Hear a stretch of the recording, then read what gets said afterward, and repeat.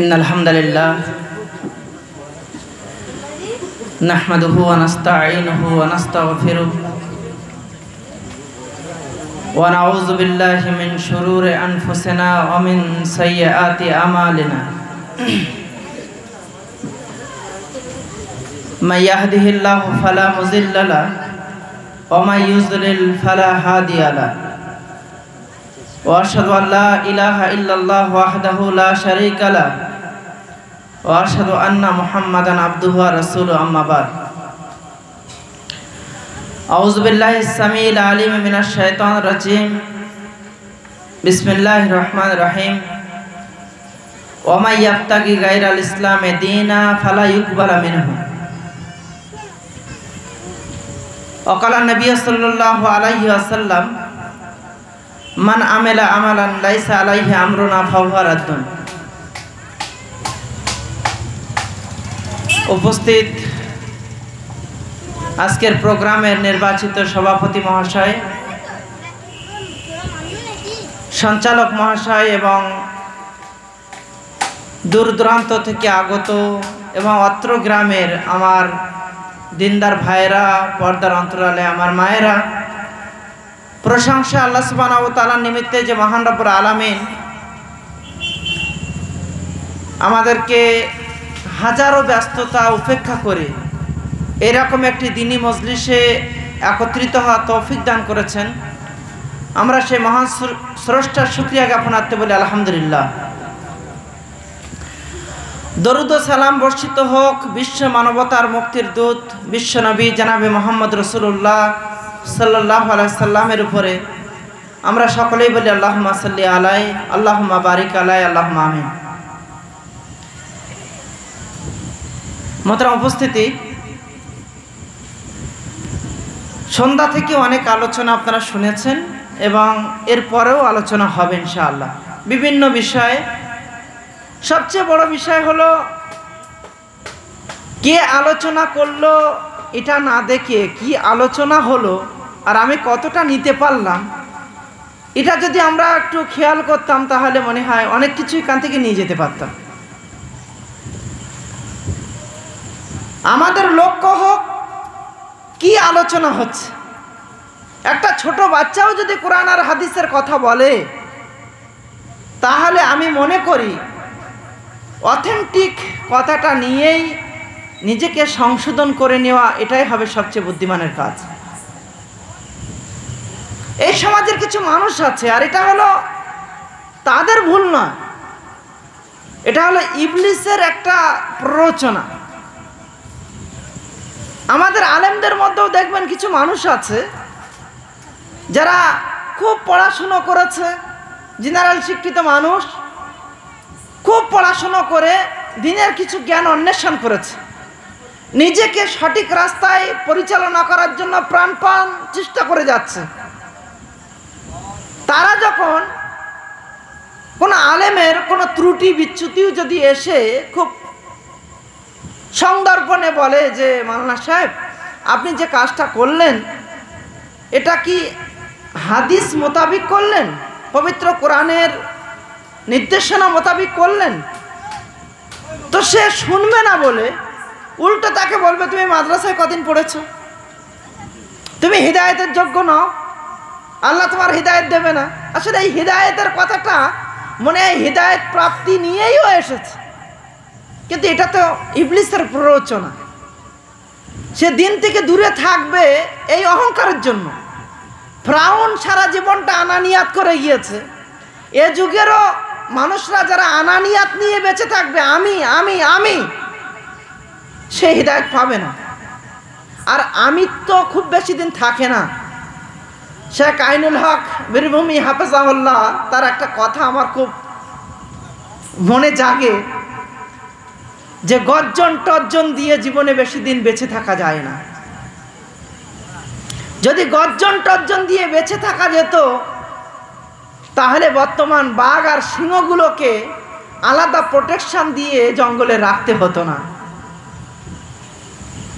মাটিতে চলমান পিপিলিকাগুলো মানুষের পদধূলিতে এমনভাবে পিষ্ট হচ্ছে তাদের চিহ্ন থাকতো না। কিন্তু যারা সব কিছুকে উপেক্ষা করে নিজের কাজে নিজেকে ব্যস্ত করেছে, সেই পিপিলিকাগুলো দিন দিন আরো বৃদ্ধি পাচ্ছে। এত পথপৃষ্ট হওয়ার পরেও তাদের বৃদ্ধি হচ্ছে, কারণ তারা নিজেদের কাজ নিয়েই ব্যস্ত। কিন্তু সেই গর্জন টর্জন হুঙ্কার দেওয়া বাঘ সিংহগুলো এত প্রোটেকশন দেওয়ার পরেও দিন দিন বিলুপ্ত হচ্ছে। আমাদের অবস্থা যেন এমনটা না হয়ে যায়। আমাদের লক্ষ্য হোক পিপিলিকার মতো, আমরা নিজেদের কাজ নিয়ে, আমরা জান্নাত থেকে এসেছি, জান্নাতে যাব, এই লক্ষ্য নিয়ে যেন আমরা এগিয়ে যেতে পারি। আর যদি এই লক্ষ্য নিয়ে এগিয়ে যেতে পারি, ইনশাআল্লাহ আল্লাহ আমাদেরকে হেদায়েত নসিব করবেন। আল্লাহর কাছে দোয়া করছি, আল্লাহ তুমি আমাদের সে তৌফিক দান করো, আমিন। কৃতজ্ঞতা জ্ঞাপন না করলে অকৃতজ্ঞ হব। আমি একটা ছোটখাটো মাদ্রাসা, তার প্রতিষ্ঠাতা তো নয়, পরিচালক। আলহামদুলিল্লাহ, আল্লাহ সুবহানাহু ওয়া তাআলা প্রতিষ্ঠানটাকে কবুল করেছেন, আর তারই সেই প্রতিষ্ঠানেরই ফসল হলো এরা। আলহামদুলিল্লাহ, আজকে আমার বড় আনন্দ লাগছে। এই জন্য অনেক বড় বড় প্রোগ্রামে মানুষ ডাকলেও আমি অনেক ক্ষেত্রে না করে দিই, কিন্তু যারা দিনের মন মানসিকতা নিয়ে, দিন প্রচার প্রসার কিভাবে করবো এই মন মানসিকতা নিয়ে আমাদের ছেলেগুলো যখন আমাকে একবার বলেছে, আমি সাথে সাথে রাজি হয়েছি। আমি কৃতজ্ঞতা জানাচ্ছি আজকের এই প্রোগ্রামের প্রধান যে ভূমিকা যার মাধ্যমে হয়েছে। আমি জানি না, আপনাদেরও অনেক সহযোগিতা না হলে এককভাবে কোনো কাজ হয় না। আজহার উদ্দিন সালাফি হাফেজাহুল্লাহ আজকের এই সুন্দর প্রোগ্রামের জন্য আমি তাকে ধন্যবাদ জানাচ্ছি অন্তরের অন্তঃস্থল থেকে। সেই সাথে তার সঙ্গী সাথী সকলকেও ধন্যবাদ জানাচ্ছি যারা এই সুন্দর প্রোগ্রাম সাজিয়েছেন। সেই সাথে সাথে আমার স্নেহধন্য ছাত্র শাহিনুর ইসলাম সালাফি, দোয়া করবেন তার জন্য। আল্লাহ সুবহানাহু ওয়া তাআলা চাইলে আলহামদুলিল্লাহ আল্লাহর অশেষ রহমত হয়েছে। সে এবছরই মদিনা ইসলামী বিশ্ববিদ্যালয়ে পড়ার জন্য যাবে ইনশাআল্লাহ, সে চান্স পেয়েছে। আর এদিকে আহসানুল হক সালাফি, তারা প্রচেষ্টা করছে, ইনশাআল্লাহ আল্লাহ তাদেরকেও কবুল করবেন। আজহার আছে এবং তার সঙ্গে আরও যারা আছে, আমি সকলকে ধন্যবাদ জানাচ্ছি যারা সন্ধ্যা থেকে বিভিন্ন আলোচনা করেছেন এবং আমার পরেও ইনশাআল্লাহ আলোচনা করবেন। আমি আপনাদেরকে অনুরোধ করব যে আপনারা শেষ পর্যন্ত আলোচনা শুনবেন। এবং আজকের এই প্রোগ্রামের কোনো একটা নিশ্চয় লক্ষ্য আছে। লক্ষ্যহীন নৌকা কোনোদিন তার কিনারায় পৌঁছাতে পারে না। আমি প্রায় একটা কথা বলি, আমার যদি লক্ষ্য না থাকে, একজন মানুষ নদীতে নামার পর তার কোনো লক্ষ্য নেই, শুধুমাত্র সে হাল চালিয়ে যাচ্ছে, সেই নৌকা কি কোনোদিন তার কিনারায় পৌঁছাবে না। তাই লক্ষ্যহীন নৌকা কোনোদিন তার কিনারায় পৌঁছায় না। আমরা জান্নাত থেকে এসেছি, আমাদের লক্ষ্য হোক আমরা জান্নাতে ফিরে যাব। যদি আমাদের কোনো লক্ষ্যই না থাকে, সারা জীবনের প্রচেষ্টা বৃথা হবে। আর সেই মোতাবেক আমাকে আজকে বলা হয়েছে একটা বিষয়ের উপরে আলোচনা করতে, যদিও বা এই বিষয়ে আমার প্রচুর আলোচনা আছে, আমাকে তাও বলা হয়েছে যে আপনি এই বিষয়ে বলবেন। তো সেই বিষয়েরও একটা ভাবধারা এটাই, এই বিষয়ের সঙ্গে যারা জড়িত তাদের জীবনে কোনো লক্ষ্য নেই, আর লক্ষ্য নেই বলে তারা ভ্রষ্ট হবে, সেটা আমি আমার সংক্ষিপ্ত বক্তব্যে প্রমাণ করব ইনশাআল্লাহ। তো আজকের এই প্রোগ্রামের নিশ্চয় তার কোনো লক্ষ্য আছে। আমার বক্তব্যের পরে ইনশাআল্লাহ সে তার লক্ষ্যের কথা বলবে। আমি আপনাদেরকে অনুরোধ করব, পৃথিবীতে যা কিছু আছে, দুনিয়া, আসমান, জমিন যা কিছু আছে, প্রত্যেকটা জিনিস তার প্রতি আল্লাহ সুবহানাহু ওয়া তাআলার লানত লেগে আছে। শুধুমাত্র দুটো বিষয় এমন আছে যাদের প্রতি আল্লাহর লানত নেই, একটা হলো মুআল্লিম আর একটা হলো মুতাআল্লিম। আজকে আমি বলছি এই মুহূর্তের জন্য আমি মুআল্লিম, আর আপনারা বসে আছেন, আপনারা হলেন মুতাআল্লিম। তারও একটা লক্ষ্য আছে, হয়তো সে বৃদ্ধ মানুষদেরকে কিভাবে শিক্ষা দেবে, ছোট বাচ্চাদেরকে কিভাবে শিখাবে, এই সমাজে সুন্দরভাবে কিভাবে একটা শিক্ষা ব্যবস্থা চালু করবে। আর আমি মনে করি শোনা কথা বেশি দিন থাকে না, আর শোনা জিনিসটা তিল থেকে তাল হয়। এই জন্য তো আল্লাহ রাসূল সাল্লাল্লাহু আলাইহি ওয়াসাল্লাম সহিহ মুসলিমের হাদিসের মধ্যে বলছেন, কাফা বিল মারে কাযিবান ইউহাদ্দিসু বিকুল্লি মা সামিয়া। প্রত্যেকটা শোনা কথা যাচাই বাছাই না করে সেটা বর্ণনা করা বা আমল করা, এটা মিথ্যাবাদী হওয়ার জন্য যথেষ্ট হয়ে যায়।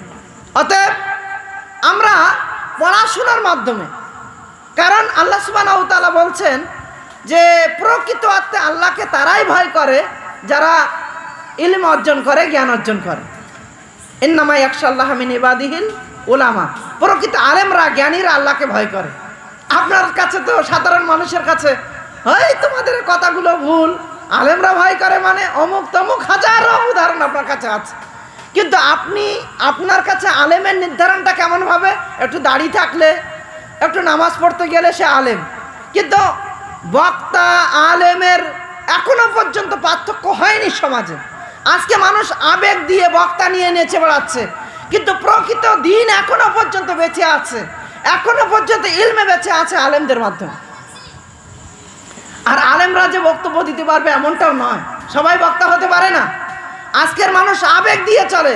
কেউ একটু ভাইরাল হয়ে গেল তো একেবারে ভাইরালের পিছনে এমনভাবে দৌড়াচ্ছে মনে হচ্ছে যেন দিন একেবারে সব পেয়ে গিয়েছে। সে যাই গান বললো সেটা ভাইরাল, ও যা বললো না, যা করলো না। কিন্তু কোরআন আর হাদিস অন্বেষণ করে যারা দিন রাত পরিশ্রম করে যাচ্ছে তাদের কোনো মূল্যায়ন এই সমাজে নেই। আমি সেদিকে না গিয়ে শুধু এতটুকুই আপনাদেরকে বলবো, আল্লাহ সুবহানাহু ওয়া তাআলা তার বান্দাদেরকে উদ্বুদ্ধ করে বলছেন, ফাসআলু আহলা যিকর ইন কুনতুম লা তা'লামুন বিল বায়িনাতি যুবুর। হে অজানা ব্যক্তিরা, যে ব্যাপারে তোমাদের জানা নেই তোমরা আলেমদের কাছ থেকে জেনে নাও। কিন্তু উত্তরটা যখন শুনবে তখন যেন দলিল সহকারে শুনবে এবং স্পষ্ট ভাষায় শুনবে। আজকে এই সমাজের অনেক মানুষ মনে করেন, কেউ নিজেকে বলছে আমি কোরআন সুন্নাহ মাননেওয়ালা, কেউ বলছে ও হলো কাফের, কেউ বলছে ও হলো মুনাফিক, কেউ বলছে ও জাহান্নামে যাবে। মুসলমান লা ইলাহা ইল্লাল্লাহ পড়নেওয়ালা একে অপরকে কাফের বলছে। আমার কাছে প্রশ্ন, এই সমাজে বসবাসরত প্রত্যেকটা মানুষের কালেমা যদি লা ইলাহা ইল্লাল্লাহ হয়, প্রতিটা মানুষের বিশ্বাসের জায়গা যদি আল কোরআন হয়, প্রতিটা মানুষের বিশ্বাসের জায়গা যদি হাদিস হয়, তাহলে আপনার সঙ্গে আমার মতপার্থক্য থাকবে কেন? কেন মতপার্থক্য থাকবে? কোনোদিন এটা নিয়ে কি বিশ্লেষণ করেছি? কোনোদিন কি একবার ভেবেছি? যদি আপনি কোরআনে বিশ্বাস করেন, আমিও কোরআনে বিশ্বাস করি। আপনি সহিহ বুখারীর হাদিস মানেন, আপনি সহিহ মুসলিমের হাদিস মানেন, আপনি আবু দাউদের হাদিস মানেন, আপনি নাসাইর হাদিস মানেন, আপনি তিরমিজির হাদিস মানেন, আপনি ইবনে মাজার হাদিস মানেন, আপনি অন্যান্য হাদিস গ্রন্থকে যদি মানেন, আমিও যদি সেই হাদিস গ্রন্থ মানি, আপনার সঙ্গে আমার মত পার্থক্য থাকবে কেন? আপনি একরকম বলবেন, আমি আর একরকম বলবো কেন? কেন? এটা নিয়ে কোনোদিন ভাবনার জায়গা তৈরি করেননি। ভেবেছেন মৌলী সাহেব মানুষ গো, একটা মাদ্রাসার পরিচালক, সে কি ভুল বলতে পারে? এই মুখ নিয়ে যে ইবলিসের মুখ নিয়ে চলে এসেছে, এ কত বড় শয়তান হতে পারে, এটা নিয়ে কোনোদিন যাচাই বাছাই আপনি করেননি। আল্লাহ সুবহানাহু ওয়া তাআলা আপনার ব্যাপারে বলেছেন, কত আক্ষেপ করে, আফালা ইয়াতাদাব্বারুনাল কুরআন আম আলা কুলুবিন আকফালুহা। কোরআনকে নিয়ে কেন গবেষণা করো না? তোমাদের অন্তরে কি জং পড়েছে? ওয়ালাকাদ ইয়াসসারনাল কুরআন, কোরআনকে আমি সহজ করেছি। আছো কি কেউ যারা কোরআন নিয়ে একটু ভাবনা চিন্তা করবে? আর আজ আমি সাধারণ মানুষকে বলছি, আরে কোরআনের ধারে কাছে সবার আসতে হবে না। কোরআন পড়তে গেলে এত মারেফাত লাগে, অমুক লাগে, তমুক লাগে। এসব কথা কেন বলছি? যাতে করে আমার কাছে না আসে। কোরআনের কাছে যদি এসে যায় তাহলে আমার বদমাইশিটাও ধরে ফেলবে, এই জন্য আমি আসতে দেব না। এই বদমাইশিগুলো আমি যদি করে থাকি সেটা বেশি দিন চলবে না। মহতরম উপস্থিতি, হয়তো বাড়তি কিছু কথা বলে ফেললাম। আমি আমার মূল বিষয়ের দিকে যেতে চাই এবং আমি সেই বিষয়ে কয়েকটি কথা বলতে চাই। আশা করি গলার সুর তো ভালো না, ভাষাগত অজ্ঞতা আছে, কর্কশভাষী মানুষ, তবু আমি আশা করি যদি একটু ধৈর্য ধরে শোনেন তাহলে আপনি কিছু পাবেন বলে আশা করছি, এবং সেটা যদি একটু যাচাই করে মানতে পারেন। আমি একথা একবারও বলছি না এখন যেটা বলবো আপনি মেনে নেবেন। আমি একথাটা অবশ্যই বলছি, এখন যেটা বলছি ওটা যাচাই করবেন। যাচাই করে যদি মনে হয় ঠিক আছে আরও যাচাই করবেন। তারপরে যদি মনে হয় যে হ্যাঁ কোরআন হাদিস মোতাবেক, তাহলে আমল করবেন। আর না হলে এটাই মনে করবেন একটা পাগল উত্তর 24 পরগনার বসিরহাট এলাকা থেকে এসেছিল, পাগলের মতো কিছু বকে চলে গেল। তো এটা তো আমার অধিকার, গণতান্ত্রিক ভারতবর্ষে এটা আমার অধিকার। আমার বাড়ির পাশে যদি কোনো অমুসলিম বাস করে সে হরে রাম কীর্তন করতে পারে, এটা B.R. আম্বেদকর রচিত গণতন্ত্রের অধিকার তার। তা আমি হয়তো কিছুক্ষণের জন্য বকে গিয়েছি, আমারটা আপনি নিতেও পারেন, নাও নিতে পারেন। কিন্তু আমি আশা করছি যদি আপনি শোনেন এবং যাচাই করেন, তাহলে আপনি কোরআন আর হাদিসের সঙ্গে আমার কথার মিল পাবেন বলে আশা করছি। আল্লাহ সুবহানাহু ওয়া তাআলার কাছে দোয়া করছি, আল্লাহ যতটুকুই বলি না কেন সেটা যেন কোরআন আর হাদিস মোতাবিক বলতে পারি, আল্লাহ তৌফিক দান করে, আমিন। আমার সঙ্গে একটু কথা বলবেন, ঠিক আছে? কথা বলবেন তো ইনশাআল্লাহ? জি। আমি একটি আয়াত পড়েছি, আয়াতটির সাদামাটা তর্জমা। আল্লাহ সুবহানাহু ওয়া তাআলা বলছেন, অমাই ইয়াবতাগি গায়রাল ইসলামে দীনা ফালা ইউকবালা মিনহু। দ্বীনে ইসলাম ব্যতীত অন্য কোনো রাস্তা, অন্য কোনো ছায়াতল যদি কেউ খোঁজ করতে চায়, সেখানে গিয়ে যদি সে আশ্রয় নেয়, আমি আল্লাহ তাকে কবুল করব না। ইন্নাদ দীনা ইনদাল্লাহিল ইসলাম, আমার নিকট একমাত্র দিন, তার নাম কি? দ্বীনে ইসলাম। আর সেই দ্বীনে ইসলামের ব্যাপারে আল্লাহ সুবহানাহু ওয়া তাআলা পূর্ণ দিক নির্দেশনা দিয়েছেন। সূরা মায়েদা 3 নম্বর আয়াতে আল্লাহ সুবহানাহু ওয়া তাআলা বলছেন, আল ইয়াউমা আকমালতু লাকুম দীনাকুম ওয়া আতমামতু আলাইকুম নি'মাতি ওয়া রাযীতু লাকুমুল ইসলাম দীনা।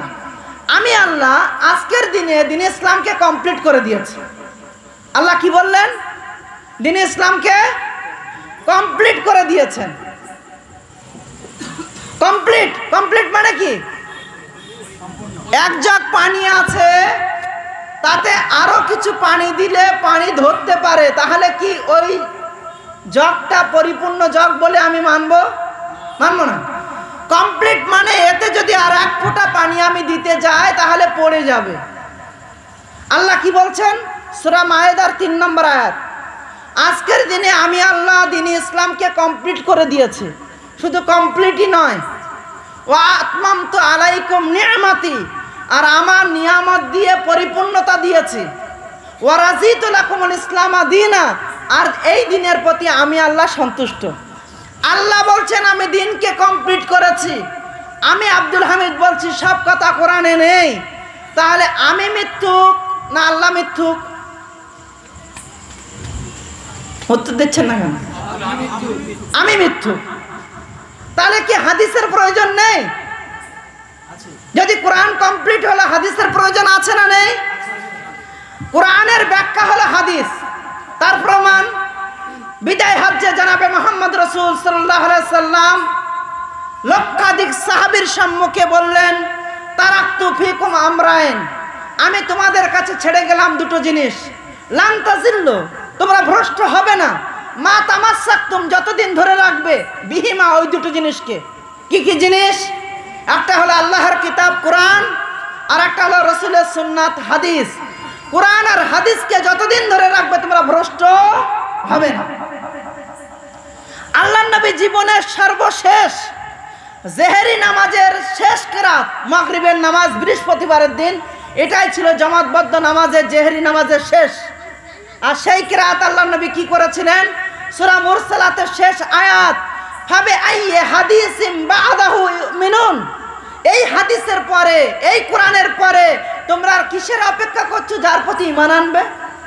তাহলে এখানে হাদিস বলতে কোরআনকে হাদিস বলা হয়েছে, আর হাদিস বলতে হাদিসকে হাদিসই বোঝানো হয়। আপনাদের প্রতিটা মসজিদের ইমাম সাহেব, চাই সে আরবিতে বক্তব্য দিক, চাই সে বাংলাতে বক্তব্য দিক, চাই সে ফার্সিতে বক্তব্য দিক, চাই সে ইংরেজিতে বক্তব্য দিক, চাই সে অন্য কোনো ভাষাতে বক্তব্য দিক না কেন, আপনার ইমাম সাহেব শুক্রবারের দিন আজকে নামাজ পড়তে গিয়েছিলেন সবাই? আপনাদের ইমাম সাহেব মিম্বারে উঠেই কিছু বলার পরে বলছিলেন, ফাইন্না খায়রাল হাদিসে কিতাবুল্লাহ ওয়া খায়রাল হাদি হাদি মুহাম্মাদিন সাল্লাল্লাহু আলাইহি সাল্লাম ওয়া শাররাল উমুরি মুহদাসাতুহা ওয়া কুল্লু মুহদাসাতিন বিদআ ওয়া কুল্লু বিদআতিন যালালা ওয়া কুল্লু যালালাতিন ফিন্নার। বলেছিলেন না বলেননি? কি তার মানে? বলেন মানে তো বোঝার চেষ্টা করিনি। সহিহ মুসলিমের হাদিস, সবচেয়ে উত্তম হাদিস কি? আল্লাহর কিতাব, তার মানে আল কোরআন।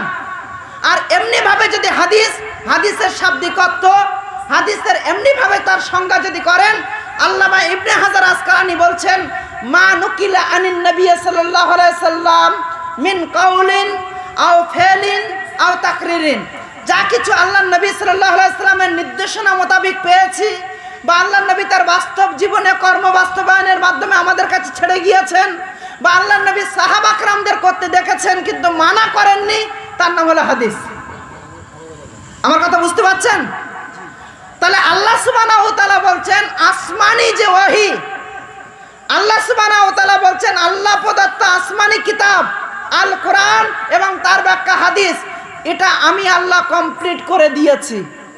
আজকের দিনে যদি আমি বলি সব কথা কোরআন হাদিসে নেই, তাহলে আমি মিথ্যুক না আল্লাহ রাসূল মিথ্যুক? এটা আপনাদের বলতে হবে। আমি মিথ্যুক। এখন রইল আল্লাহ নবী সাল্লাল্লাহু আলাইহি সাল্লাম কি তাহলে সব কিছু পৌঁছাননি? আমাদের কাছে কি সব দিয়ে যাননি? আল্লাহ সুবহানাহু ওয়া তাআলা নবীর ব্যাপারে কি বলছেন দেখেন, বাল্লিগ মা উনজিলা ইলাইক মির রাব্বিক, হে নবী আপনার প্রভুর পক্ষ থেকে আপনার কাছে যা কিছু পৌঁছানো হয়েছে আপনি সেটা পৌঁছে দিন। আর যদি এটা আপনি না করেন ফামা বাল্লাগতা রিসালাতাহু, এটাই প্রমাণিত হবে যে আপনি আপনার রিসালাতের দায়িত্ব পূর্ণ করেননি। এটা আল্লাহ বলছেন। আবার তার বান্দাদেরকে আল্লাহ সুবহানাহু ওয়া তাআলা এই ব্যাপারে দৃঢ়তা আনার জন্য বলছেন, শোনো ওয়ালা তাকাওবালা আলাইনা বাযাল আকাবিল লা আখাযনা মিনহু বিল ইয়ামিন সুম্মা লা কাতা'না মিনহু লাতিন ফামা মিনকুম মিন আহাদিন আনু হাজিজিন। শোনো, যে কোরআন মাজিদ আল্লাহ সুবহানাহু ওয়া তাআলা আসমান থেকে জিবরিল আমিন মারফত অবতীর্ণ করেছেন। কোথা থেকে এসেছে কোরআন? উপর থেকে এসেছে। নবী যদি সেই আল্লাহ প্রদত্ত ওহীর মধ্যে নিজে বানিয়ে বানিয়ে কিছু জুড়তেন, কার কথা বলা হচ্ছে? নবীর কথা। নবী যদি আল্লাহ প্রদত্ত ওহীর মধ্যে নিজের বানানো কথা কিছু জুড়ার চেষ্টা করতেন, আল্লাহ নিজে বলছেন লা আখাযনা মিনহু বিল ইয়ামিন, আমি নবীর ডান হাতটাকে ধরে নিতাম।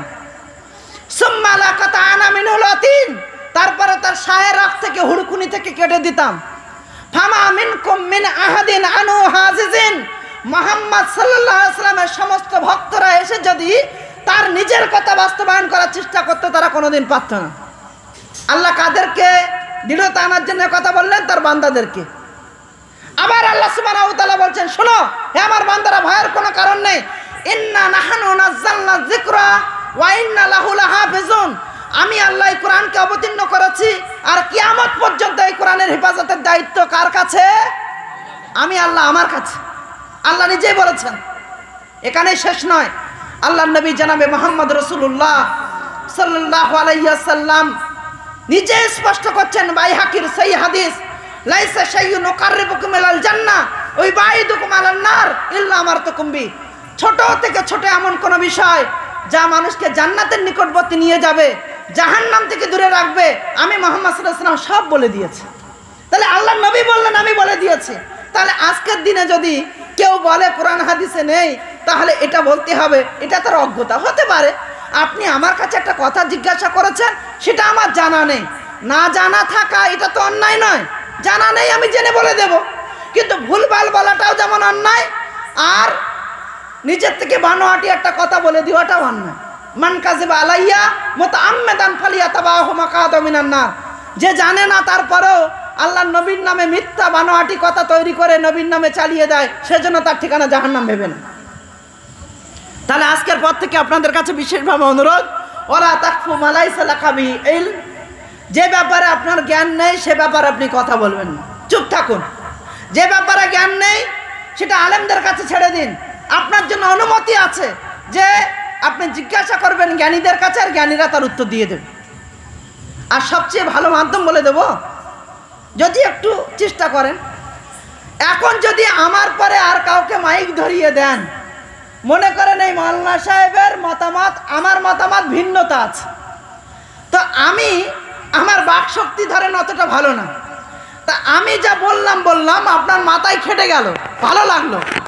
আবার আমার পরে মাওলানা সাহেব মাইক ধরে এত সুন্দর করে বিকৃতি করে দেবে যে আপনার মাথায় বার ঘোরা শুরু করবে। কোন মৌলী সাহেবের কথা শুনবো?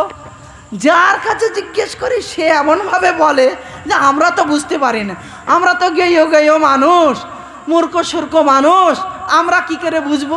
হয় না এটাই হয়তো। আমি একরকম বলে যাব, কালকে কানে আবার একটা স্টেজ হয়ে এত সুন্দর করে বিকৃতি করা হবে যে আপনি একেবারেই ভ্রষ্ট হয়ে যাবেন, কি জানি কার কথা মানব। ওসব করবেন না। যেটা করবেন, এরকম একটা কাগজ নেবেন, এরকম একটা কাগজে দেরি হোক, অত তাড়াতাড়ি চায়ের দোকানে ফতোয়া দেওয়ার জন্য তো আপনাকে আল্লাহ পাঠাননি, পাঠিয়েছেন। আপনাকে পাঠিয়েছেন নিজের সংশোধন, আপনার পরিবারের সংশোধন, আপনার দায়িত্বশীল যারা রয়েছে তাদের সংশোধন করা। আলা কুল্লুকুম রাইন ওয়া কুল্লুকুম মাসউলুন আন রাইয়াতি, প্রত্যেকে দায়িত্বশীল, প্রত্যেককে তার দায়িত্বের ব্যাপারে জিজ্ঞাসা করা হবে। তার মানে এই না যে নরেন্দ্র মোদীর মতো আমার সারা ভারতের ব্যাপারে জিজ্ঞাসা করা হবে, তা নয়। তার দায়িত্ব সারা ভারতের ব্যাপারে, তাকে সারা ভারতের ব্যাপারে জিজ্ঞাসা করা হবে। আমার যতটুকু দায়িত্ব আমাকে ততটাই জিজ্ঞাসা করা হবে। অতএব তাড়াহুড়ো নয়। একটা কোশ্চেন আপনার ব্রেনে এসেছে, আপনি সেই কোশ্চেনটা লিখুন, লিখে লিখিত আকারে আব্দুল হামিদ ফাইজিকে পেশ করুন। ভাই, আপনার কাছে আমার একটা কোশ্চেন আছে, আপনি লিখিতভাবে যদি আপনাদের মাদ্রাসার প্যাডে বা আপনার প্যাডে লিখে দেন তাহলে আমরা বড় উপকৃত হব। একদিন বললেন, হয়তো তার ব্যস্ততা হতে পারে, 2 দিন বললেন, 3 দিন বললেন, তারপরে যদি দেখেন এড়িয়ে যাচ্ছে তাহলে মনে করবেন মালটা 2 নম্বরে আছে। বুঝতে পারছেন? ঠিক তদ্রুপ আর এক ভাইয়ের কাছে ওই মাইকের বক্তব্য না নিয়ে তাকেও এই প্রশ্নটা করুন, করে তাকে বলুন যে আপনি দলিল সহকারে উত্তরটা দিলে আমরা উপকৃত হব, প্রয়োজনে আমরা মসজিদে সেটা ঘোষণা করে দেব।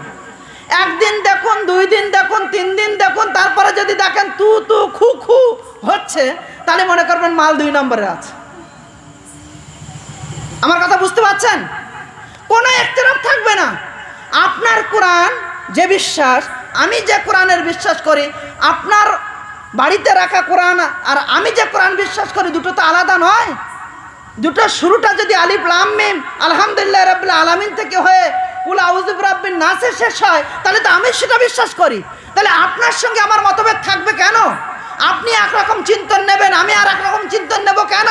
হ্যাঁ, হতে পারে কোথাও একটা মিস্টেক হচ্ছে, আপনি হয়তো অপব্যাখ্যা করেছেন, আমি অপব্যাখ্যা করিনি, বা আমি অপব্যাখ্যা করেছি, আপনি করেননি। সেই দুটো জিনিসটা এক জায়গায় বসলেই মিটে যেত। আল্লাহ সুবহানাহু ওয়া তাআলা পবিত্র কোরআন মাজিদ সূরা বাকারার মধ্যে বলছেন, ইউযিল্লু বিহি কাসীরা ওয়া ইয়াহদি বিহি কাসীরা। অনেক মানুষ যারা কোরআন পাওয়ার পরেও গোমরাহ ভ্রষ্ট হবে, আবার অনেক মানুষ তারা হিদায়াত পাবে। তাহলে কি এই কথা বলবেন যে কোরআন মানুষকে ভ্রষ্ট করতে এসেছে? নাউজুবিল্লাহ। বলা যাবে? কোরআন কি জন্য এসেছে দুনিয়াতে? কিসের জন্য এসেছে? হিদায়াতের জন্য। জালিকাল কিতাবু লা রাইবা ফি হুদাল লিল মুত্তাকিন। কখনো আল্লাহ বলছেন মিনাজ জুলুমাতি ইলান নূর, মানুষকে অন্ধকার থেকে আলোতে নিয়ে আসার জন্য কোরআন মাজিদ অবতীর্ণ হয়েছে। তাহলে এখানে আবার এই কথা বলার মানেটা কি যে অনেক মানুষ কোরআন পেয়ে ভ্রষ্ট হচ্ছে?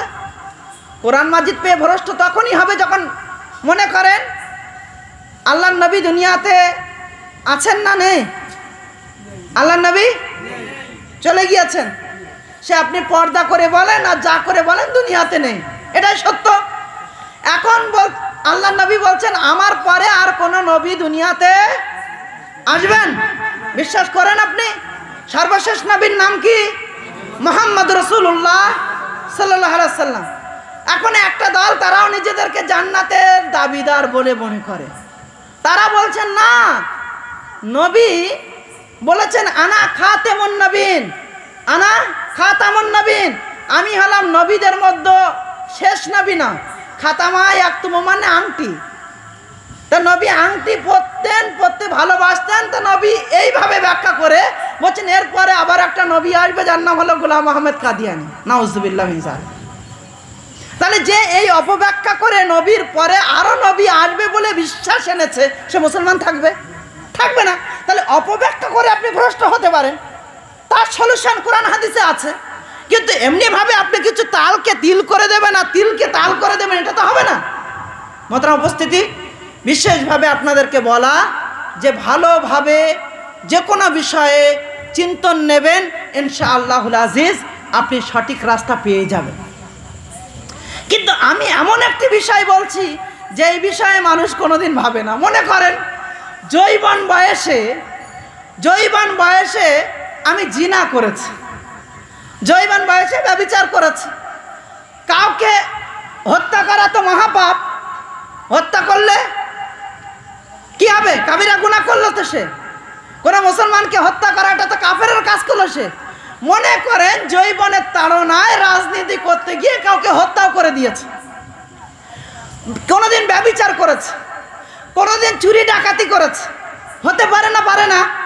পারে। এই যে মানুষটি হত্যা করেছে বা চুরি করেছে, ব্যভিচার করেছে, এই মানুষটির হাঁটুর রস যত কমে যাবে, হাঁটুর রস বোঝেন তো, হাঁটুর বল যত কমে যাবে তত ওর চোখের কোনা দিয়ে পানি টুপিয়ে টুপিয়ে পড়বে। কেন জানেন? একটা জিনিস ওকে আতঙ্কে ফেলবে, কি জানি, আমি ওই দিনের যে ভুলটা করেছিলাম ওই ভুলটা আমার আল্লাহ ক্ষমা করবে কিনা। এমনও মানুষ আমি দেখেছি যারা আমাদের কাছে এসে দুই হাতটা ধরার পরে হাউ হাউ করে কান্না শুরু করে দেয়, মাওলানা সাহেব সব তো করলাম, সব তো ছেড়ে দিয়েছি, অন্যায় আর কিছুই করি না, তবে অমুক দিনে যে কাজটা করেছিলাম আল্লাহ কি ক্ষমা করবেন? এটা কেন মনে হয়? কেন মনে হয়? যৌবনের তাড়নায় মনে ছিল না, পরবর্তীতে হাঁটুর রস কমা শুরু হলে এগুলো মনে আসে। তাহলে এত বড় একটা অন্যায়কারী ব্যক্তি যত বার্ধক্যে পৌঁছে যায় তত তার পিছনের জন্য কোনো একটা আতঙ্ক তাকে তাড়িয়ে নিয়ে বেড়ায়। কিন্তু যে ব্যক্তি বেদাত কাজ করে, বেদাত কাজ করে মানে কি? আল্লাহ বলেননি, রসুল বলেননি, নিজে ভালো মনে করে একটা কাজ করছে, সে যে কাজটা করছে সেটা নেকি মনে করে করছে না পাপ হবে বলে মনে করছে? নেকি বলে মনে করছে। এই নেকি মনে করা লোকটি যে বেদাতটা করছে, এই ব্যক্তি কি কবরে এক পা যাওয়া পর্যন্ত একবারও ভাববে যে আমি অন্যায় করছি? এই জন্য আমি বলি, আমি কাউকে কথা বলবো না যে আপনি কাবিরা গুনাহ করেন, আপনি কাউকে গালি দেন, আপনি কাউকে মার্ডার করেন, নাউজুবিল্লাহ, আপনি কোনো মানে ব্যভিচার জিনা করেন, এই সব ব্যক্তিদের মতো আমি করতে বলবো না। তবে আমার যেটা মনে হয়েছে, এই সমস্ত ব্যক্তিরা যত হাঁটুর বল কমে যায় এদের আল্লাহ ভীতি কারণে তাদের আতঙ্ক পিছনে তাড়িয়ে নিয়ে বেড়ায়। কিন্তু যে ব্যক্তি বেদাত কাজ করে সে কবরে এক পা চলে যাওয়া পর্যন্ত সে একবারও ভাবে না যে আমি অন্যায় করছি। অতএব এই সমস্ত কাজের চেয়ে বেদাত হলো অনেক ভয়ানক। কথা বুঝতে পেরেছেন? আমার আজকের বিষয় দেওয়া হয়েছে বিদআত। বেদাত বলে কাকে? আল্লাহ সুবহানাহু ওয়া তাআলা কোরআন মাজিদে বলছেন বাদিউস সামাওয়াতি ওয়াল আরজ, আসমান জমিন বানানে ওয়ালা, যার কোনো স্ট্রাকচার ছিল না, সর্বপ্রথম যিনি বানিয়েছেন তিনি হলেন বাদী। এখানে জগটা বানানো হয়েছে, এই নকল করে আরেক কোম্পানি বানিয়ে দেবেন, তাকে বাদী বলা যাবে না। যিনি প্রথম বানিয়েছেন, যার কোনো স্ট্রাকচার ছিল না, তিনি হলেন বাদী। আর শরিয়াতের পরিভাষায় যে কথা কোরআনে নেই, যে কথা হাদিসে নেই, আপনি সেই রকম একটি কাজকে তৈরি করেছেন আর নেকি মনে করে কাজটা করছেন, তার নাম হলো বিদআত। বলছেন এটা আবার কোথায় পেলেন? হ্যাঁ, এটা এই জন্য পেয়েছি, এই জন্য বলছি আমি, যদি আল্লাহ বলেছেন তাহলে কোথায় পাওয়া যেত? কোরআনে। যদি রসুল বলেছেন কোথায় পাওয়া যাবে? হাদিসে। আপনি একটা কাজ করছেন যে কথাটা কোরআনেও পাওয়া যাচ্ছে না, হাদিসেও পাওয়া যাচ্ছে না, কিন্তু আপনি কাজটা করছেন নেকি মনে করে, তার নাম হলো বিদআত। বুঝতে পেরেছেন? এখন অনেকেই বলে করা যে যাবে না তার প্রমাণ, বলে না? বলে না? এখন যদি আমি এক জায়গায় বলে যাই কোনো কথা যে এই বেদাত কাজটা কেন করছেন, তখন আপনি বলবেন করা যে যাবে না তার প্রমাণ। করা যাবে না তার জন্য প্রমাণ দিতে হয়। এই জায়গায় জমির দাম কেমন? এলাকার মানুষ বলেন একটু, এই জায়গার জমির দাম কেমন? 2 লাখ টাকা রাস্তার ধারে, 2 লাখ টাকা। আমার মনে হয়েছে হাওড়া ডিস্ট্রিক্ট আমার বাড়ির থেকে 150 কিলোমিটার দূরে এই জায়গায় এসেছে। মাঝে মাঝে এই এলাকায় ঘুরতেও ভালো লাগছে, এখান থেকে দীঘা, সমুদ্র সৈকত যেতে খুব কাছাকাছি। তা আমি এই জায়গায় একটা বাড়ি করব। এখন এই জায়গাটা আমার খুব পছন্দ। কালকে আমি মনে করছি এই জায়গায় যদি একটু ভিত খুঁড়ে একটা ঘর করা যায় তাহলে খুব ভালো হয়। সকালবেলা আমার ভক্ত অনুরক্ত 2-1জনকে নিয়ে কোদাল দিয়ে ভিত খুঁড়া শুরু করলে এই জমির মালিক এসে আমার আদর করবে, তাই না? কি করবে? যে ঠ্যাঙাবে, পিটাবে। আচ্ছা আচ্ছা, এই জমির রেকর্ড আমার নামে আছে, আমি স্থানীয় মেম্বারকে ডেকে যদি সে রেকর্ডটা দেখায়, স্থানীয় প্রশাসনকে ডেকে যদি বলি দেখুন আমার নামে রেকর্ড আছে, এখানে কি আমার ঘর করতে দেওয়া হবে না হবে না? হবে। তাহলে এই করতে দেওয়া হবে না? হবে, হবে, রেকর্ড থাকলে হবে। তাহলে এই জমিটা যে আমার না, এটা কি আমার প্রমাণ করতে হবে না এই জমিটা আমার, এটা প্রমাণ করতে হবে? ঘর করতে গেলে এই জমিটা আমার না এটা প্রমাণ করতে হবে না এই জমিটা আমার, এটা প্রমাণ করতে হবে? কোনটা? আমার, এটা প্রমাণ করতে হবে। তাহলে জমিটা আমার, এটা যদি আমি প্রমাণ দিতে পারি আমি এখানে ঘর করতে পারবো। আপনি 1700 বছর ধরে 1400 বছর ধরে বলছেন কাজটা হয়ে আসছে, আপনি বলছেন আমাদের এলাকায় 40 বছর ধরে আমার জন্মের পরে 40 বছর পার হয়ে গিয়েছে, আমি দেখছি এই কাজটা হয়। তাহলে 40 বছর ধরে করছেন, ঠিক আছে করছেন, আপনার সাথে আমার লড়াই নেই। আমি বলছি করা যাবে না, এই জন্য যে রসুল করেননি, রসুল করলে সেটা হাদিসে থাকতো, আল্লাহ বললে সেটা হাদিস কোরআনে থাকতো, কোরআনে বা হাদিসে নেই, তাই এটা করা যাবে না।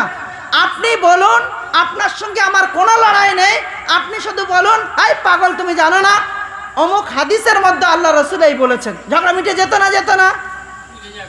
আপনি উল্টো কেন বলছেন যে করা যে যাবে না তার দলিল দাও? এই উল্টো বলাটা কি এটা ভালো চালাক লোকের কাজ, জ্ঞানী মানুষের কাজ? সেই বসিরহাট থেকে এই পর্যন্ত এসেছি, যত বড় বড় অট্টালিকাগুলো দেখেছি, এটা এই অট্টালিকা আমার না, এটা আমার না, এ বাড়িটা আমার না, এ বাড়িটা আমার না, সারা পথ যদি বলতে আসি এটা আমার না, এটা আমার না, যারা রাস্তায় দেখবে আমাকে কি বলবে? তার কটা কাটা বলবে? বলবে না? বলবে না? আর এটা যদি আমার হয় প্রমাণ দিলেই তো মিটে গেল। তাহলে আমার না বলার তো কোনো প্রয়োজন নেই। আপনি এতদিন ধরে করে আসছেন, ঠিক আছে, আপনি দলিলটা পেশ করুন। আর দলিল কি হবে? আল হাক্কু মির রাব্বিকুম, দলিল যেটা হবে তোমার প্রভুর পক্ষ থেকে হতে হবে। কল আল্লাহ কল রসুল, কোরআনে কি বলা হয়েছে, হাদিসে কি বলা হয়েছে, ওটা দিলে সব সমস্যা মিটে যাবে। আর যদি ওটা না হয় তাহলে তার নাম হলো বিদআত। বুঝতে পেরেছেন? সহিহ মুসলিমের একটি হাদিস পড়েছি, আল্লাহ নবী বলছেন মান আমেলা আমালান লাইসা আলাইহি আমরুনা ফাহুয়া রাদ্দুন, এমন কোন আমল যেটা তোমরা করছো আমি মুহাম্মদ সাল্লাল্লাহু আলাইহি সাল্লাম যদি তার নির্দেশনা না দিয়ে থাকি তাহলে সেটা বাতিল।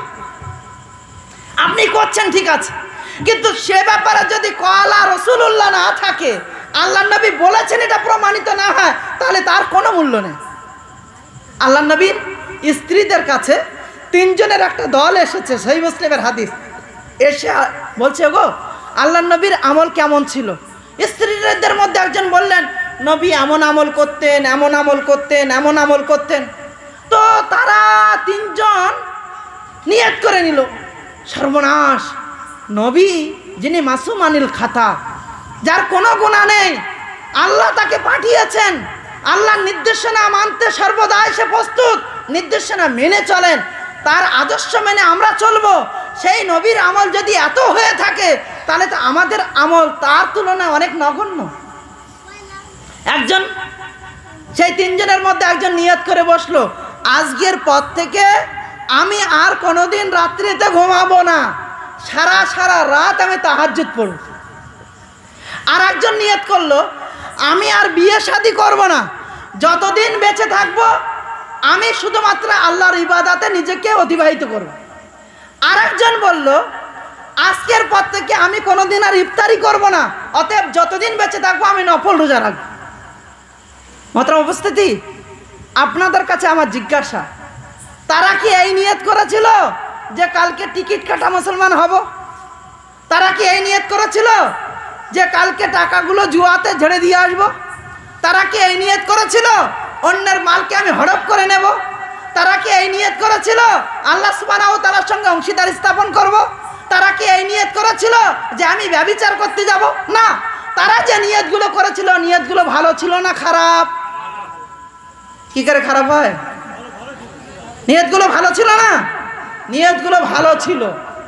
কিন্তু আল্লাহর নবী সাল্লাল্লাহু আলাইহি সাল্লাম যখন বাড়িতে আসলেন, স্ত্রীরা নবীকে যখন এই খবর দিলেন, নবী বললেন ওরা আমার উম্মতের অন্তর্ভুক্ত নয়, আল্লাহর নবী তাদেরকে খুঁজে বের করলেন, খুঁজে বের করে একজনকে বললেন, দেখো আমি রাত্রিতে ঘুমাই আবার তাহাজ্জুদও পড়ি, তুমি যে বললে যে চোখের হক আমি আদায় করব না, তুমি অন্যায় করলে। আর একজন যিনি বলেছিলেন বিবাহ করব না, আল্লাহর নবী তাকে বললেন আমি বিয়ে শাদিও করেছি আবার ইবাদতও করেছি। যে বলেছিল আমি প্রতিদিন রোজা রাখবো, আল্লাহর নবী সাল্লাল্লাহু আলাইহি ওয়াসাল্লাম তাকে বললেন যে আমি ইফতারও করেছি রোজাও রেখেছি। মোহতারাম উপস্থিতি, তাদের ভুলটা কি ছিল? তাদের ভুলটা কি ছিল? তারা নবীর চেয়ে বেশি বুঝতে গিয়েছিল, নেকি আরো বেশি করে করবে। আচ্ছা, কয়েকদিন আগে তো কুরবানি হয়ে গেল, তাই না? আল্লাহর নবীর এক সাহাবী শুনেছেন নবীর কাছ থেকে যে কুরবানি করতে হবে, 10ই জিলহজ কুরবানি হবে। তো সব কিছু কুরবানির পশু ক্রয় করলেন, তার প্রস্তুতি গ্রহণ করলেন, 10ই জিলহজ সকালবেলা কুরবানি করলেন। নবী সাল্লাল্লাহু আলাইহি ওয়াসাল্লাম সাহাবীদের নিয়ে নামাজ পড়ালেন। নামাজ পড়িয়ে যখন সালাম ফিরলেন, সালাম ফিরে দেখছেন দূর বাগানে কুরবানির মাংস কাটা আছে। আল্লাহ নবী জিজ্ঞাসা করছেন ওখানে কি হলো? তো বলছেন, এক সাহাবী দাঁড়িয়ে বলছেন আমি কুরবানি করেছি।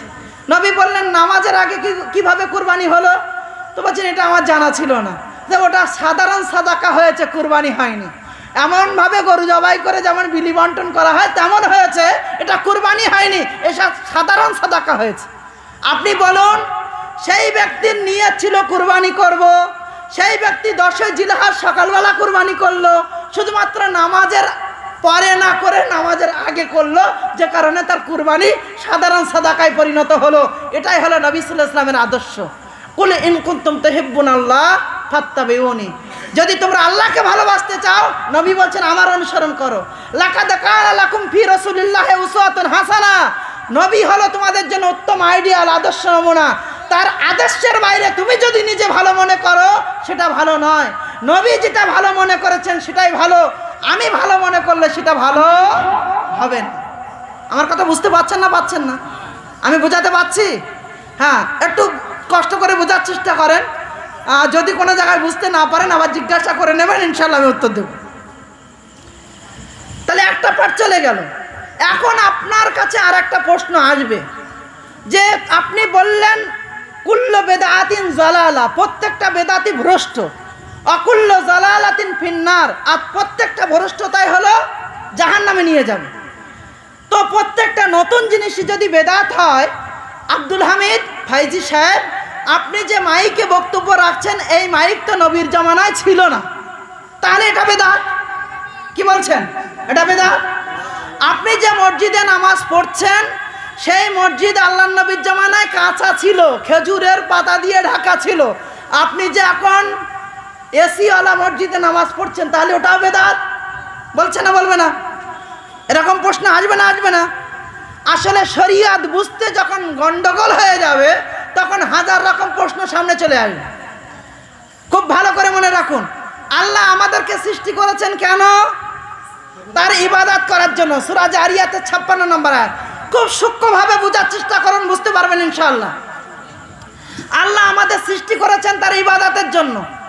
আমরা আল্লাহ সুবহানাহু ওয়া তাআলার নির্দেশ অনুযায়ী যে কাজটা করব তার সন্তুষ্টির জন্য, সেই কাজটা হলো ইবাদত।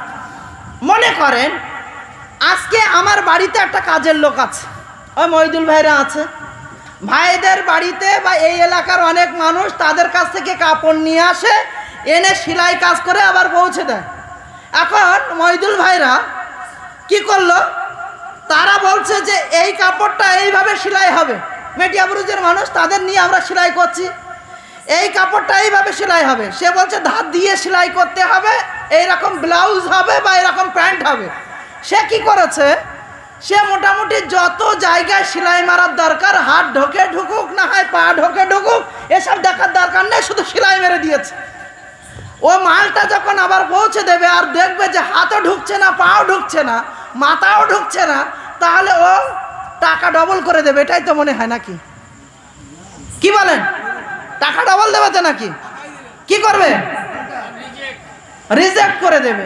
আবার না হলে বলবে যে ভাই এতটা টাকা ক্ষতি হয়ে যাবে, যা আবার খুলে ধার সেলাই করে নিয়ে আয়, এতটুকু হয়তো বলতে পারে। আচ্ছা, আপনাদের এলাকায় কিসের চাষ হয়? চাষটাস হয় কি? ধান। ধানের জমিতে অস্ত্র এলাকার কিছু গরিব মানুষকে নিযুক্ত করেছেন 300 টাকা মাইনে দিয়ে যে আমার ধানটা কেটে দিয়ে সে কি করলো, ধানের গুঁড়া না কেটে মাথাগুলো কেটে কাদাতে ফেলে দিয়ে আসলো। নিশ্চিত আপনি 300 টাকার বদলে 600 টাকা দেবেন তাকে? যে দেবেন না, উল্টো ফাইন করতে পারেন মেম্বার সাহেবকে ডেকে, তাই না? অনেক জায়গাতে যেখানে দাস বা দাসীর প্রচলন ছিল, বাড়িতে কাজের লোক তাদেরকে দাস বা দাসী বলা হয়। দাস বা দাসী তার মুনিবের নির্দেশ অনুযায়ী যদি কোনো কাজ করে তার নাম হলো দাসত্ব। দাস বা দাসী বা কাজের মানুষ নিজের মতো করে যদি কোনো কাজ করে তার নাম দাসত্ব বলবেন? বলা যাবে কি? আল্লাহ সুবহানাহু ওয়া তাআলা আমাকে সৃষ্টি করেছেন, আপনাকে সৃষ্টি করেছেন কেন? ইবাদত করার জন্য। ইবাদত এটা হলো এমন শব্দ, যে ব্যক্তি ইবাদত করেন তাকে সাবজেক্ট হিসাবে, ইসিম ফাইল হিসাবে তাকে ইবাদতের পরিভাষায় আবেদ বলা হয়।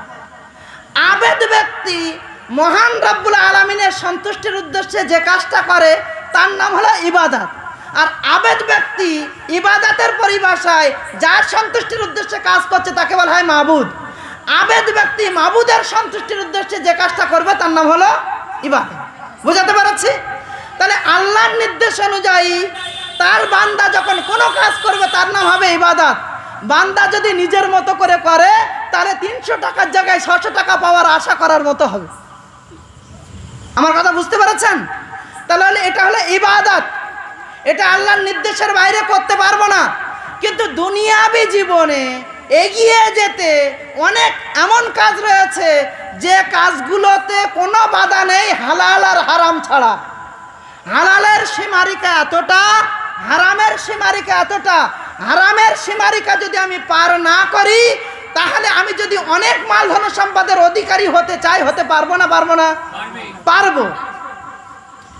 এমতো পরিস্থিতিতে যদি আমি হালাল আর হারাম লক্ষ্য করে দুনিয়ার জীবনে এগিয়ে যাচ্ছি তার নাম হলো মুআমিলাত, যেটা ইবাদতের বিপরীত। যার সঙ্গে নেকির কোনো সম্পর্ক নেই তার নাম হলো মুআমিলাত। এই মুআমিলাতে তো কোনো বাধা নেই। আল্লাহ সুবহানাহু ওয়া তাআলা পবিত্র কোরআন মাজিদ সূরা ইব্রাহিমের মধ্যে বলছেন, ওয়াইন তাউদ্দু নি'মাতাল্লাহি লা তুহসুহা। আমি আল্লাহ তোমাদের জন্য এমন এমন নিয়ামত দিয়েছি, সেই নিয়ামতগুলো যদি তোমরা গুণে শেষ করতে চাও গুণে শেষ করতে পারবে না। তাহলে আল্লাহর দেওয়া নিয়ামতের মধ্যে একটা নিয়ামত হলো মাইক। কার নিয়ামত? আল্লাহ সুবহানাহু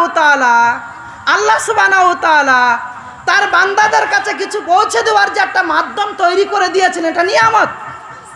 কিন্তু আপনি মনে করুন বিদায় হজ্জে যখন লক্ষাধিক সাহাবীর সম্মুখে নবী কোনো একটা কথা বলছিলেন, আল্লাহর নবীর সেই কথাটা সবাই শুনতে পাচ্ছিলেন না। আলী রাদিয়াল্লাহু তাআলা আনহু নবীর সেই কথাটা আবার রিলিজ করে অন্যদের কাছে পৌঁছে দিচ্ছিলেন। তাহলে যে পৌঁছে দিতে হবে, পৌঁছানোর একটা মাধ্যম হবে, সেটা তো পূর্ব থেকে ছিল না? ছিল না? আমাদের কারো জানাজায় যখন অনেক লোক হয়, ইমাম সাহেব বলে দেন 3য় কাতারে একজন মুকাব্বির হবে, 6 নম্বর কাতারে একজন মুকাব্বির হবে, 9 নম্বর কাতারে একজন মুকাব্বির হবে। ইমাম সাহেব আগে বলবে আল্লাহু আকবার, 3য় নম্বরে বলবে আল্লাহু আকবার, যাতে করে সে আল্লাহু আকবারের আওয়াজ শুনে সবাই বুঝতে পারে যে এখন তাকবীর হলো। এটা হাদিসের নির্দেশনা আছে না নেই? আছে। তাহলে আওয়াজটা যে পৌঁছে দিতে হবে এই নির্দেশনা আগের থেকে ছিল। আর আল্লাহ সুবহানাহু ওয়া তাআলা নিয়ামত দিয়ে দিলেন যে এমন একটি যন্ত্র মানুষের ব্রেনে ঢুকিয়ে দিলেন, তার মাধ্যমে মানুষ সহজে পৌঁছে দিল। মাইকে বক্তব্য দিলে নেকি বেশি হবে, মুখে বক্তব্য দিলে নেকি কম হবে, এটা কি কেউ আমরা মনে করি? যদি মনে না করি তাহলে এটাকে ইবাদত কেন বলছেন? এটাকে বেদাত কেন বলছেন? এটা তো তাহলে মুআমিলা। এর সম্পর্ক তো বেদাতের সঙ্গে হতে পারে না। বেদাত বললে এটা অজ্ঞতা হবে। মুআমিলাত যে বেদাত হয় না তার প্রমাণও নিয়ে নেন। সহিহ মুসলিমের হাদিস, আল্লাহর নবী জনাবে মুহাম্মদ রাসূলুল্লাহ সাল্লাল্লাহু আলাইহি সাল্লাম একদিন মদিনার রাস্তা দিয়ে হেঁটে হেঁটে যাচ্ছিলেন। আমার বক্তব্য ভাইরা অনেক শুনেছে। মদিনার রাস্তা দিয়ে হেঁটে হেঁটে যেতে যেতে দেখছেন সাহাবীদের একটা দল খেজুর গাছের ফুলের পরাগ লাগিয়ে দিচ্ছে। কুমড়ো চাষটা হয় আপনাদের এখানে, পটল চাষ হয়, কাঁকরোল চাষ হয়, লাউ চাষ হয়।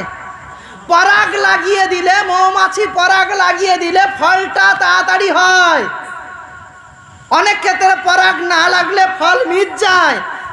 আমাদের এলাকার থেকে পটল হয়তো এদিকে আসে কিনা জানি না, ওই যত মানুষ আছে সকালবেলা এই হাজার হাজার লক্ষ লক্ষ যা ফুল ফোটে, ওই পুরুষ ফুলের পরাগ নিয়ে মেয়ে ফুলে লাগিয়ে দেয়। এই লক্ষ লক্ষ সব পটলের ফুল লাগায় কেন? যাতে ফলনটা ভালো হয়। তা আল্লাহর নবী যখন রাস্তা দিয়ে যাচ্ছেন, একদল সাহাবী খেজুর গাছের ফুলে পরাগ লাগাচ্ছেন। আল্লাহর নবী জিজ্ঞাসা করছেন, এগো এটা কি করছো? তো সাহাবীরা উত্তর দিয়ে বলছেন, আল্লাহর নবী আমরা পরাগ লাগিয়ে দিচ্ছি যাতে করে ফলনটা ভালো হয়। নবী বললেন, আমার তো মনে হয় এটা করে কোনো লাভ হবে না। কিন্তু নবী ইতস্তত বোধ করলেন, তারপরে কি আর পরাগ লাগানো ঠিক হবে? সাহাবাকে আমরা ছেড়ে দিলেন না, নবী যে কাজে ইতস্তত বোধ করেছেন ওটা আমরা আর করব না। তারা বাড়ি চলে গেলেন, আর কোনোদিন আসলেন না। সিজন শেষ হয়ে গেল, খেজুরের ফলন হলো না বললেই চলে। একজন এসে আল্লাহর নবীকে বলছেন, আল্লাহর নবী আপনার ইতস্তত বোধের কারণে আমরা পরাগ লাগানো ছেড়ে দিয়েছিলাম, এবার আমাদের ফলন হয়নি বললেই চলে, শুধুমাত্র ওটা না করার কারণে। নবী কি বললেন? সহিহ মুসলিমের হাদিস, যদি দেখতে হয় ভালো করে দেখে নেবেন। আল্লাহ নবী বললেন, চাষবাসের ব্যাপারটা তোমরা আমার চেয়ে অনেক বেশি জ্ঞানী, চাষবাসের ব্যাপার তোমরা আমার চেয়ে অনেক বেশি বোঝো, অতএব যেটা করলে ভালো হয় তোমরা করো, কিন্তু শরীয়তের ব্যাপারে, নেকির ব্যাপারে এমন কোনো কাজ তোমরা করতে পারবে না যে কাজ আমার ইসলাম নেই। মান আহাদাসা ফি আমরিনা হাযা মা লাইসা মিনহু ফাহুয়া রাদ্দুন। এমন কোন নতুন কাজ যেটা শরীয়তের মধ্যে নিযুক্ত করা হয়েছে, সেই কাজে যদি আমি মুহাম্মদ সাল্লাল্লাহু আলাইহি সাল্লাম আমার নির্দেশনা না থাকে তাহলে সেটা বাতিল। তাহলে মুআমিলাতের ব্যাপারে, দুনিয়ার ব্যাপারে কোনো কাজ এগিয়ে যাওয়ার ক্ষেত্রে যদি তার সঙ্গে নেকির সম্পর্ক না থাকে তাহলে সেটাকে বেদাত বলা এটা মূর্খামি, অজ্ঞতা। আমি বলছি এমন ব্যক্তিদের সঙ্গে তর্ক করতে হবে না। আমি আরও একটা সহজ পন্থা বলে দিচ্ছি। যারা বলছে মাইক বেদাত, পাকা মসজিদ বেদাত, তাদেরকে ডাইরেক্ট আপনি বলেন, তুই তো বেদাত। তুই আল্লাহর নবীর জামানায় ছিলি নাকি? তোর বাপ ছিল, তোর দাদু ছিল, তুই যখন ছিলি না তোর তো বেদাত। যদি ও যুক্তিতে আসে তাহলে যুক্তি দিয়ে তাকে তাই বলতে হবে। ও যদি ইবাদত আর মুআমিলাতের পার্থক্য না করতে পারে তার জন্য এমনই উত্তর দিতে হবে। মোহতারাম উপস্থিতি, আমি আপনাকে বলতে চাইছি শরীয়তের ব্যাপারে যার সঙ্গে নেকির সম্পর্ক আছে এমন কোন নির্দেশনা, সেই নির্দেশনার মধ্যে জানাবে মুহাম্মদ রাসূলুল্লাহ সাল্লাল্লাহু আলাইহি ওয়াসাল্লাম কি বলেছেন সেটা আপনাকে দেখতে হবে। অনেকটা রাত করে ফেললাম মনে হয় নাকি? চিন্তা করছে যিনি পরিচালনা করেন তার মাথায় চিন্তা থাকে কি হবে। এখনো অনেক বলার আছে, আমি একেবারে শেষ করে দিচ্ছি। লম্বা চওড়া বেদাতের ভাই 10 বছরের অধ্যায় যদি আমাকে 10 মিনিটে শেষ করতে বলেন সেটা সম্ভব হবে না। আমি সংক্ষেপে দুটো একটি কথা বলে শেষ করছি। শুনুন, বেদাত করলে কি কি ক্ষতি হবে। বেদাত করবেন না খবরদার, আগে দেখবেন আল্লাহ বলেছেন কিনা, আল্লাহ রসুল বলেছেন কিনা। আমি একটা কথা মাঝে মাঝে বলি, আল্লাহ যতটা বলেছেন অতটা করুন, আর কোনো কারণে যদি ছুটে যায় গাফিলতিতে, প্রথম কথা কোরআন আর হাদিস কোনোদিন অস্বীকার করবেন না। ইসলামের কোনো নির্দেশনাকে কেউ যদি অস্বীকার করে সে মুসলমান থাকবে না। কিন্তু কোনো কারণে ছুটে গেল, তার জন্য আপনি অজুহাত দেখাতে পারবেন, আল্লাহ গো আমি এই কারণে করতে পারিনি, অজুহাতের জায়গা থাকবে। কিন্তু কোনো কাজ যদি বেশি করেন তার মানে এটাই যে আল্লাহ ভালো বোঝেননি, রসুল ভালো বোঝেননি, আপনি তার চেয়ে বেশি ভালো বুঝে গেছেন। আর আল্লাহ রসুলের চেয়ে যদি আপনি বেশি বুঝে যান তাহলে আপনার অবস্থা কি হবে সে ব্যাপারে আপনার দুটো একটি কথা বলে আমার বক্তব্য আমি শেষ করব। বিদাতীদের আমল আল্লাহর কাছে কোনো রকম গ্রান্টেড হবে না। যে বেদাত কাজ করে, বেদাতির আমল আল্লাহর কাছে কোনো রকম গ্রান্টেড নয়। সে হতে পারে পাহাড় সমপরিমাণ আমল করলো, আল্লাহ তাকে কবুল করবেন না। সূরা কাহাফের 102 এবং 103 নম্বর আয়াত আল্লাহ বলছেন, কুল হাল নুনাব্বিউকুম বিল আখসারিনা আমালা। হে নবী আপনি বলে দিন, আমি কি এমন কিছু আমলকারীর কথা বলবো না যারা দুনিয়ার জীবনে মনে করেছে আমি অনেক আমল করেছি, অহম ইয়াহসাবুনা আন্নাহুম ইউহসিনুনা সুনআ, তারা মনে করছে আমরা অনেক আমল করেছি, পাহাড় সমপরিমাণ নেকি করেছি, কিন্তু কিয়ামতের দিন তারা একটা নেকিও চোখে দেখতে পারবে না। সূরা ফুরকানের 23 নম্বর আয়াতে আল্লাহ সুবহানাহু ওয়া তাআলা বলছেন, কিয়ামতের দিন আমার বান্দাদের মধ্যে কিছু ব্যক্তিদের কাছে আমি যাব, তারপরে তাদের আমলকে আমি বিনষ্ট করে দেব, তারা আমল খুঁজতে চাইলেও একটা আমলও খুঁজে পাবে না। আপনাদের ইমাম সাহেবরা শুক্রবারের দিন দ্বিতীয় রিকাতে সূরা গাশিয়া পড়তে গিয়ে বলেন আমেলাতুন নাসেবা তাসলা নারান হামিয়া, অনেক আমলকারী তারা ভীত সন্ত্রস্ত হবে, তাদের মুখটা কালো হয়ে যাবে, তাদের স্থান হবে জাহান্নাম। তারা কিন্তু আমল করেছিল, তারা কিন্তু টিকিট কাটা মুসলমান ছিল না, তারা কিন্তু মদ খাওয়া মুসলমান ছিল না, তারা কিন্তু জিনাকারী মুসলমান ছিল না, তারা কিন্তু চুরিকারী মুসলমান ছিল না, তারা কিন্তু আমল করেছিল, কিন্তু আমল করার পরেও তাদের একটা আমলও তারা চোখে দেখতে পাবে না। তারা কারা? তারা আমল করেছিল নিজে ভালো মনে করে, সেই আমলের ব্যাপারে আল্লাহ বলেননি, রসুল বলেননি, কিন্তু নিজে বুঝেছিলেন করলে অসুবিধা কোথায়। বুঝতে পেরেছেন? ওই জন্য বেশি করতে যাবেন না। আল্লাহ কোথাও বলেননি কোরআন হাদিসে আমালান কাসীরা, অনেক অনেক আমল করো। আল্লাহ যত জায়গায় বলেছেন আমালান সালেহা, নেক আমল করো, বা বলেছেন আমালান মুতাকাব্বালা, কবুলযোগ্য আমল করো। আল্লাহর নবী ফরজ নামাজের পরে বিশেষ করে একটা দোয়া পড়তেন, আল্লাহুম্মা ইন্নী আসআলুকা ইলমান নাফিয়া ওয়া রিজকান তাইয়্যিবা ওয়া আমালান মুতাকাব্বালা। নবী দোয়া করছেন, হে আল্লাহ আমাকে এমন আমল করার তৌফিক দান করো যেটা তোমার কাছে কবুলযোগ্য হয়। আর আমরা কোথায় বলুন? তাহলে বেদাতীদের আমল আল্লাহর কাছে গ্রান্টেড হবে না, এ ব্যাপারে আপনারা সচেতন থাকবেন। ফুজাইল ইবনে আয়াস তিনি বর্ণনা করছেন, তোমরা যখন কোনো রাস্তা দিয়ে অতিবাহিত হবে আর কোনো বেদাতীকে যদি আসতে দেখো, তোমরা সেই রাস্তা পরিবর্তন করে নেবে। বেদাতীদের রাস্তায় তোমরা যাবে না। কেন? যে বেদাতীকে সাহায্য করলো সে ইসলামকে ধ্বংস করতে সাহায্য করলো। বেদাতীকে সাহায্য করা মানে ইসলামকে ধ্বংস করতে সাহায্য করা।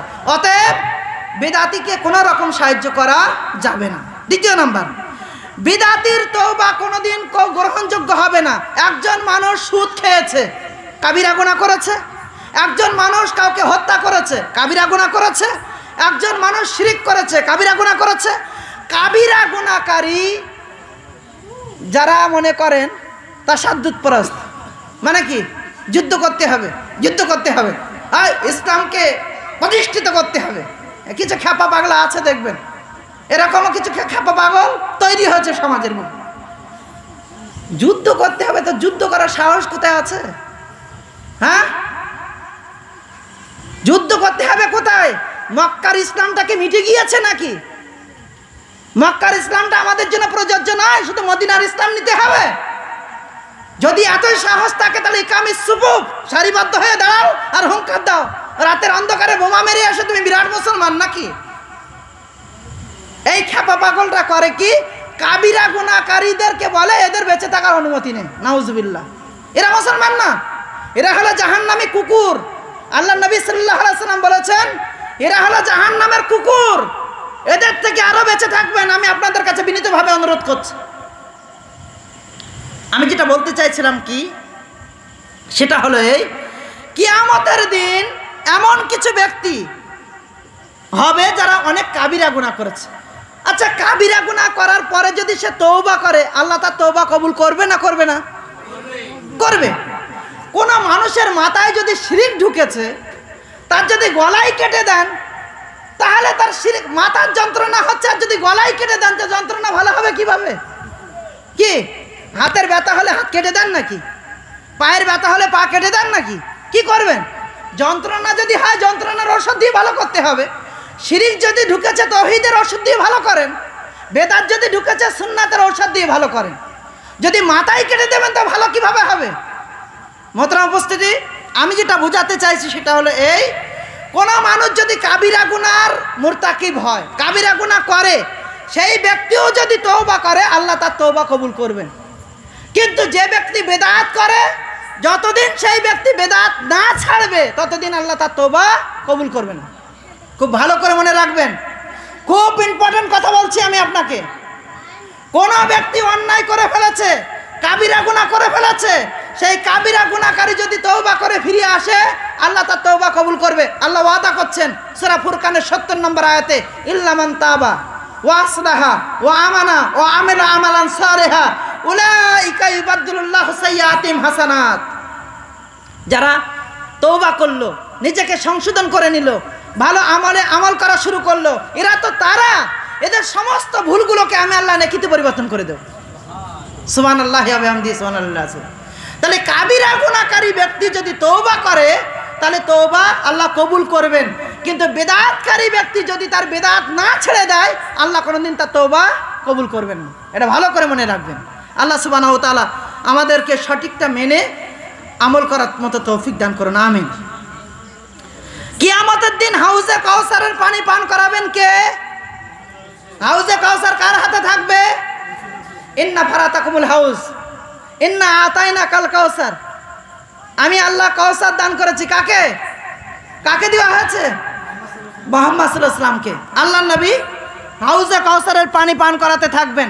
কিছুক্ষণ পরে মাথা উঠিয়ে দেখবেন ওই পিছনে কিছু ব্যক্তিদেরকে আটকে দেওয়া হয়েছে, আপনাদের না, কিছু ব্যক্তিকে আটকে দেওয়া হয়েছে। এমতো পরিস্থিতিতে আল্লাহর নবী বুঝতে পেরে তাদেরকে বলবেন, এই ফেরেশতারা, ওরা তো আমার উম্মতের লোক, ওদের অজুর জায়গাগুলো চমকাচ্ছে, ওদেরকে আসতে দেওয়া হচ্ছে না কেন? তখন আল্লাহর নবীর প্রতি উত্তরে ফেরেশতারা বলবেন, আল্লাহর নবী, আপনার দুনিয়ার থেকে চলে যাওয়ার পর আপনার নামে নতুন নতুন কথা তৈরি করে এরা তার প্রতি আমল করেছিল বা মানুষকে নির্দেশনা দিয়েছিল। বলুন, নবী এত দয়ালু, সেই নবী তো একবার বলতে পারতেন চলো প্রথম ধাপে ছেড়ে দাও, হতো না? আশা করতে পারি না যে নবী তার নিজের দোয়া বাকি রেখেছেন তার উম্মতের জন্য, সেই নবী প্রথম স্টেপে হয়তো ছেড়ে দিতে পারতেন, কিন্তু নবী কি বললেন? পরিভাষাটা আবার একবার শুনুন, সুহুকান সুহু কালিমান গাইয়ার বাদি, দূর করো ওদেরকে, বিতাড়িত করো ওদেরকে, যারা আমার চলে যাওয়ার পর আমার নামে উল্টোপাল্টা কথা তৈরি করে মানুষদেরকে শুনিয়েছে। অতএব সেই সমস্ত ব্যক্তিদের হাউজে কাউসারের পানি জুটবে না। আর হাউজে কাউসারের পানি যে একবার পান করবে সে দ্বিতীয়বার আর পিপাসিত হবে না। সেই লম্বা দিনটা কত বড়! ফি ইয়াউমিন কানা মিকদারুহু 50 আলফা সানা, 50,000 বছর সময়।